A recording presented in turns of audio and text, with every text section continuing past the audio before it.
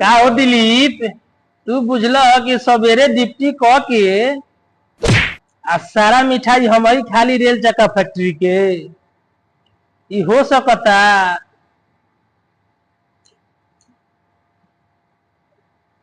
अरे मर्दे तो देखो ना, हमरो मिलल ह। छपरा से आके हम मिठाई खाता नहीं है, हल्का में लेता रहो।